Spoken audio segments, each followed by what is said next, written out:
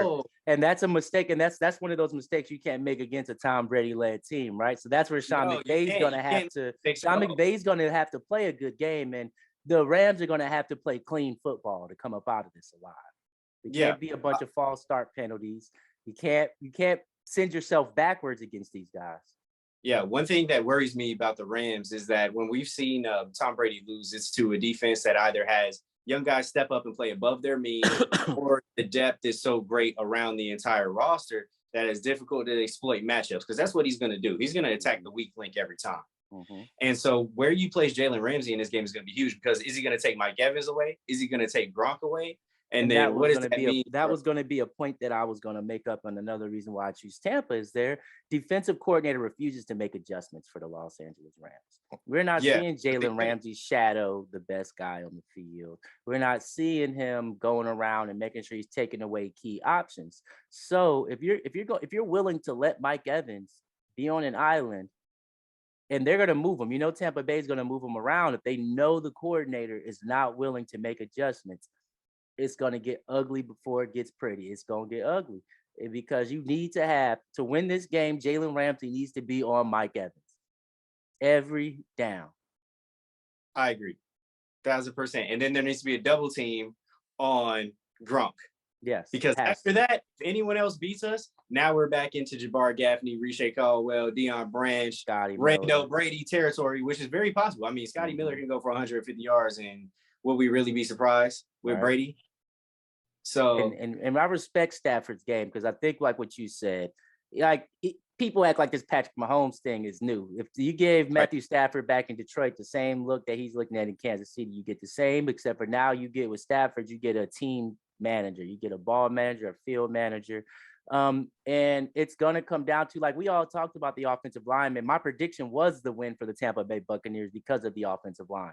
But a lot of that wasn't just the line, right? It was the ball being held too long. You've got Tyreek Hill, you've got Kelsey, you've got a lot of guys that you can get the ball off quickly to and make plays. But the difference is they wanted the big play, right? With Stafford, he cannot fall back into that today. He has to accept given to him offense and not play hero ball, because hero ball will take them out of it. Yes, and that's going to be key. I think one of the reasons we picked Tampa Bay to win in the Super Bowl was because of the health of their O-line versus the health of the Chiefs. Yes. I have concerns about Wirfs and Jensen missing practice this week. Now, they're questionable and most likely will go, but the offensive line injuries will not help Tom Brady. And we have seen when he's lost is because of interior pass rush. Yes. A team like Aaron Donald, right? He's lost to Fletcher Cox. He's lost to the Giants twice. Mm-hmm. And then you add Von Miller to the mix on the edge. And Von Miller tends to have big games against Brady. Mm-hmm. I mean, we saw that in Denver.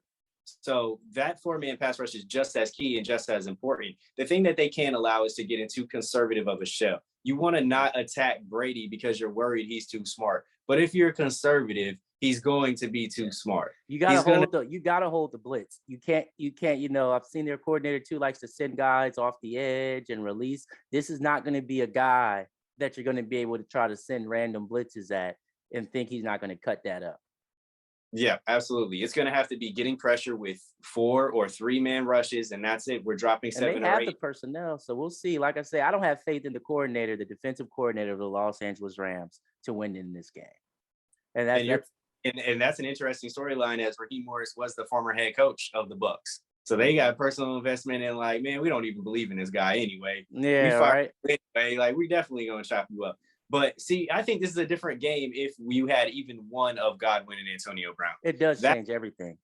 That lack of the second weapon, I think, is a huge, huge detriment to the Bucs. And I know we have seen Brady do it with nothing before.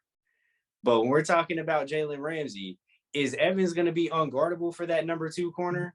If they're able to take him away without using Ramsey, and Ramsey's able to freely affect the game, I think that is going to be the key to beating Brady, is not having Ramsey relegated to he must trail type situation. I don't think Mike Evans can take this game over outside of the red zone. Now, once we're in the red zone, obviously things have to change completely. Ramsey's getting him as number 1 matchup. but you can't let them get there through the big plays and through the play action. You have to be able to stop the run with your front five, basically, rush the three, and then everybody drop and confuse him with Ramsey's play, not with him getting stuck one-on-one. All right, so we're gonna lock this one in then. You saying Los Angeles I'm Rams, saying but how much? Rams in a win. I think the stars are going to show up. Jalen How Ramsey, I barely.